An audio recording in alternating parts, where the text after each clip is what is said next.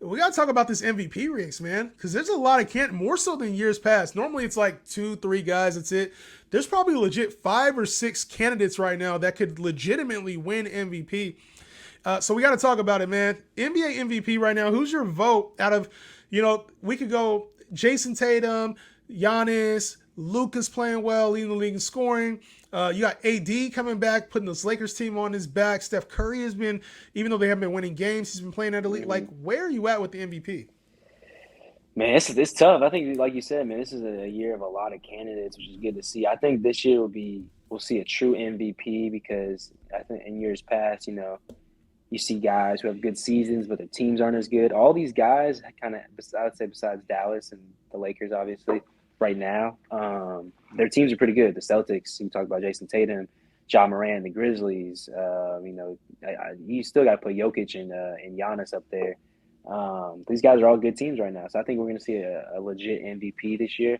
But right now, for me, man, I'm taking Ja Morant. It's yeah, I'm taking it's he has this Grizzlies team at the top of the Western Conference. They've had injuries to Jaren Jackson at the beginning of the year, but he's back now. They had Desmond Bane's been out for about 2-3 weeks. This team is still at the top, man. And what I saw from him last night against Giannis, triple double in 3 quarters. I'm taking Ja. Uh, Ja has been getting a lot of love lately, and he's the hot guy, the guy they're trying to make in pause, the guy they're trying to make into the face of the league. It feels like the new face of the league, I should say. But if I had to go with one right now, I'm going Tatum, and it's the way he's playing on both sides of the ball. I know it's the easy pick, the chalky pick, but the way Tatum is playing right now defensively, man, when you see players really start to make that jump, to me, they become a complete player. Like we Yeah. see what Luka's doing, 33, 8 and 8 or whatever the hell he's averaging, crazy numbers, but we're missing the defensive side with him. We're missing the completeness of that team from him. We see what Giannis is doing, but we know he has a complete team around him. What Tatum's doing, even though they have a complete team, he's anchoring this defensive unit, which to me means a lot coming from a player who has been known primarily as a bad shot maker, as a guy who's been a clutch player but not able to get this team over the hump. Give me Jason Tatum in this one, becoming a complete player in front of our eyes. I do agree he is becoming a complete player for sure. But I think you said it. Like he's got the better team. He has a complete team. This Celtics team is legit. They're a Yeah. legit NBA title contender. I think this Grizzlies team, man, like Ja is what makes the team go. He's the engine of the team. And when you see like guys are in and out of the lineup, Dylan Brooks, Triple J, Desmond Bain, Ja is the consistent, and he's been there all year, man. He's been dominating, and I gotta We give it to him right now. we've seen some shuffling of this West though. Like every week it feels like there's somebody else on the top, whether it's Denver, Phoenix, Utah. Like Yeah. we've seen teams atop of the West. Another team that's up there right now though has a potential dark horse for MVP, and we're going to continue to run this convo the entire season. Zion Williamson, is there a legit chance he could win MVP, bro? Because the way he's got these Pelicans looking like dogs right now, and this is without Bi. Yeah, no, I'm rolling. I'm rolling with that. I like Zion, man. He's been balling. When you talk about 30 and 10s, 30, 10 and 5. Like he's been balling, man. He's been carrying this team. And this Pelicans team, man, they are a scary team. They're You look at, tough, bro. oh my God, they got 10, 12 guys deep. They can go. Yeah, They got obviously you talk about CJ McCollum, Brandon Ingram, but then you got, I love the Jose Alvarados, the Trey Murphy, Trey Murphy's a Najee dog. Marshall. Like, man, like these Larry guys are Nance. legit. Yeah, Herb Jones, man. You talk about all these guys they got, bro, and they're dogs too, like you said. So yeah, I like this Pelicans team a lot, and Zion's definitely the leader of that team.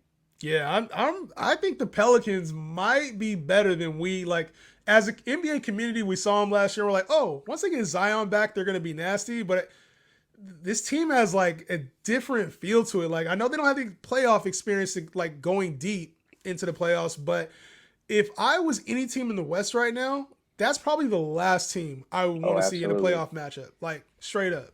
absolutely, absolutely. It's hard too because like you talk about Zion being like obviously you're gonna have to game plan for Zion, but then when you get in the playoffs, man, like what we saw from CJ McCollum and Brandon Ingram last year was crazy.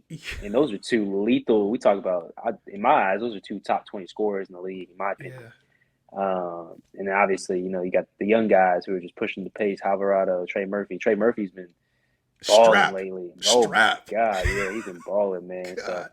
and then we've seen what like I said, we've seen what Jones does on the defensive end for them. Him and So, Alvarado, bro. Like and we seen yeah, Alvarado drop 30 a couple weeks ago. Like man, this Pelicans team, man. If it wasn't for experience, I would say I would call them probably my favorite to come out the West. If it yeah, wasn't for the experience thing, now I know they got to go through teams like the Warriors, Nuggets, Suns, just some of those teams, even the Mavs, like the Clippers. uh-huh. There's just a lot there in the West that has experience.